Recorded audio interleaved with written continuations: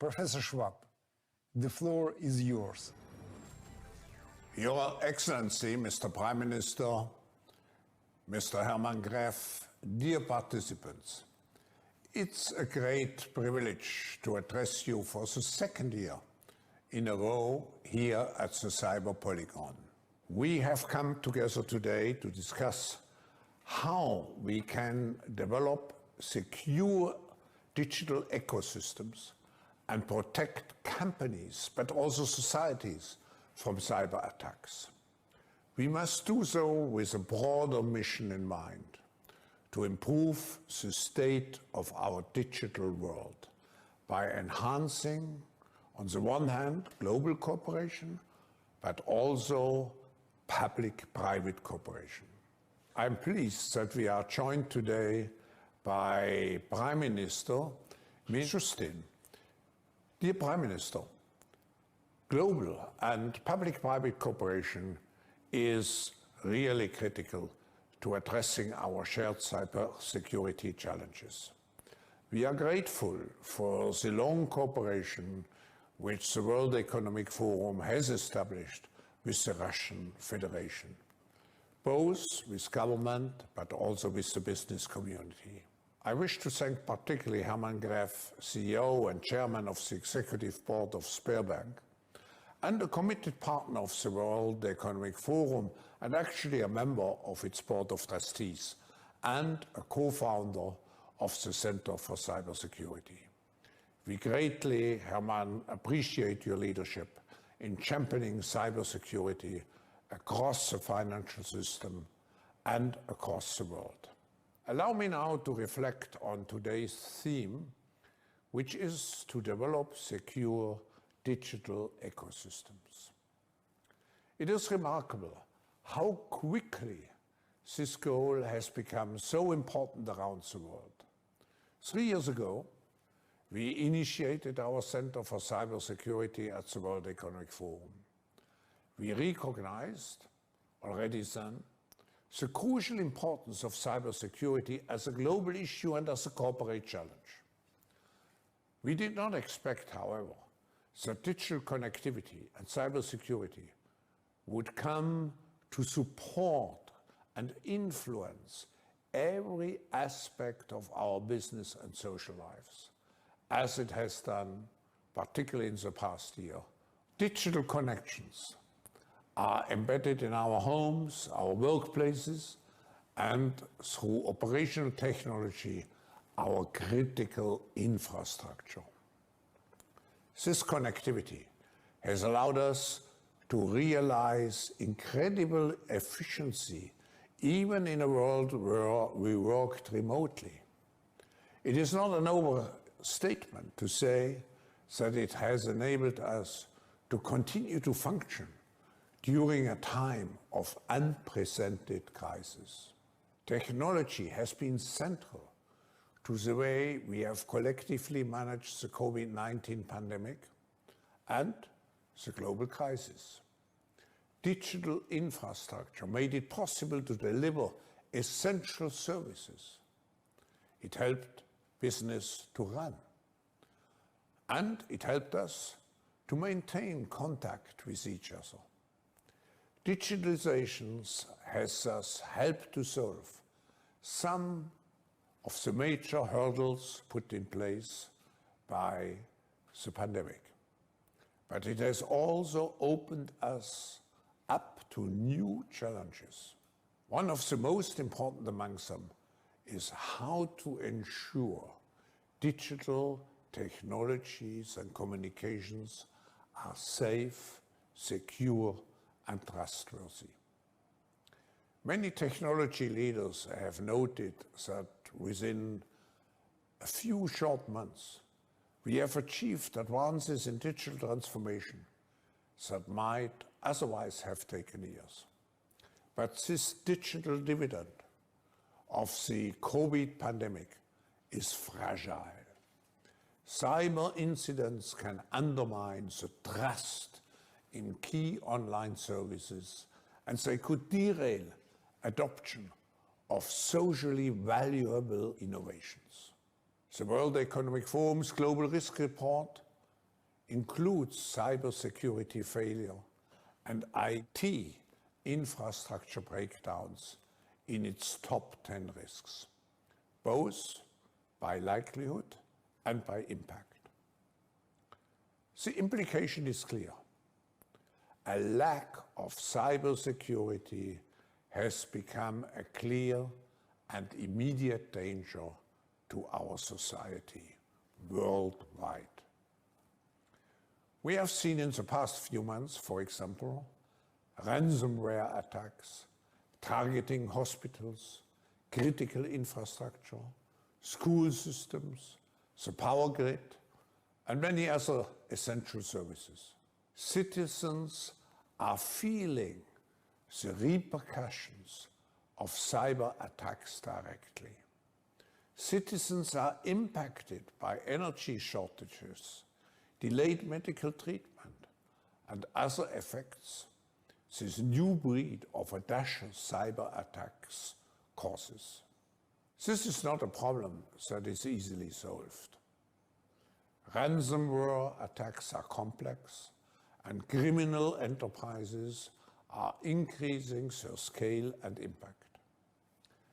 This highlights the need for a structured, multi-stakeholder, multilateral approach to secure our society against them. In this, we must all work together.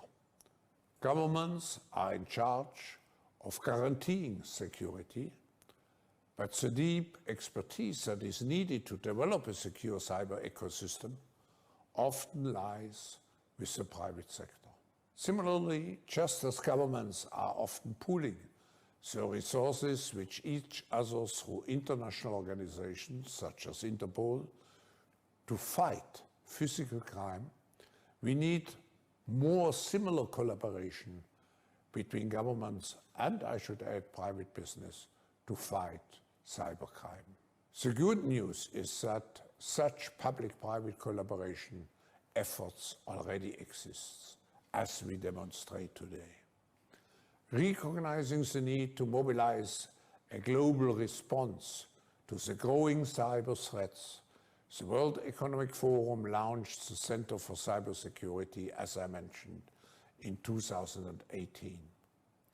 Our center provides an independent and impartial platform to foster collaboration between all members of the global cybersecurity community, both in the public and in the private sectors.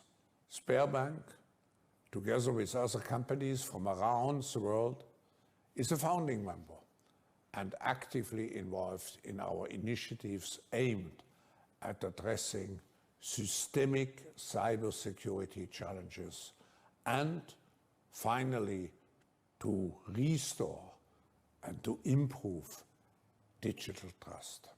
During the pandemic, the paradigm shift to a digital way of life has made the role of cybersecurity as a global public good even more pronounced.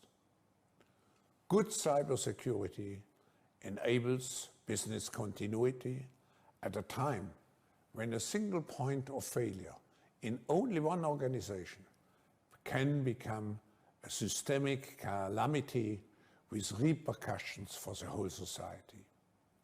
As our digital landscape expands, along with our dependence on it, we need to continuously reconsider and refine our expectations of cybersecurity.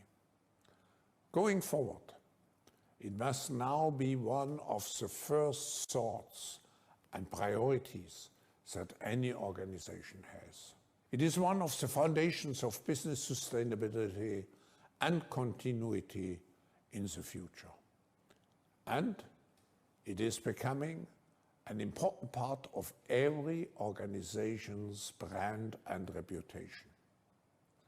In this era and in the future, cybersecurity will be the foundation for trustworthy technologies and businesses to help the economy to bounce back from the COVID-19 crisis, governments, enterprises, but also small business will continue to need innovative ways to build and give access to services.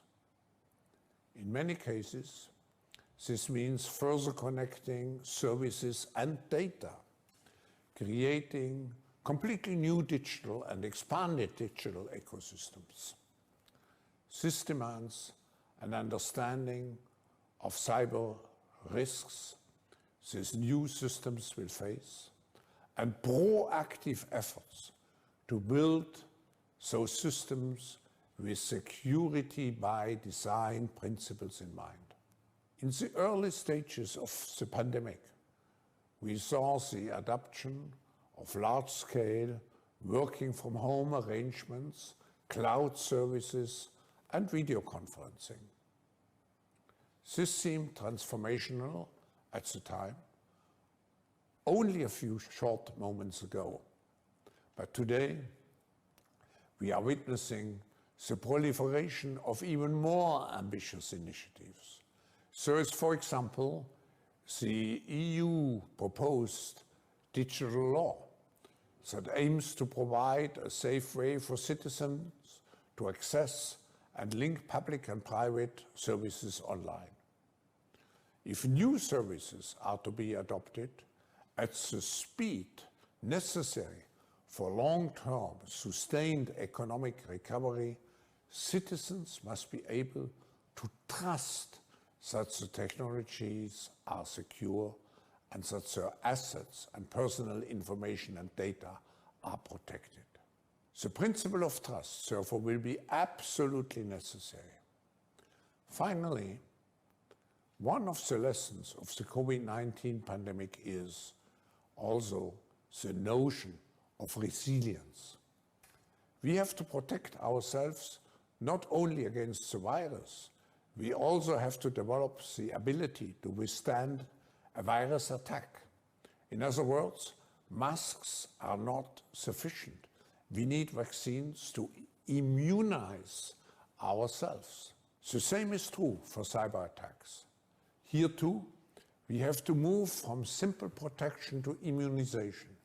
We need to build IT infrastructures that have digital antibodies built in inherently to protect themselves. In conclusion, I would like to state again how essential it is to see the high number of leaders that join the Cyber Polygon this year. During the course of today, we will test how to work together across organizations, across borders, and across the public and private sector. This is a significant step in preparing for an even more highly connected and, I hope, a highly secure and trusted future. I wish you every success. If you go by that, I'm not selling my XRP.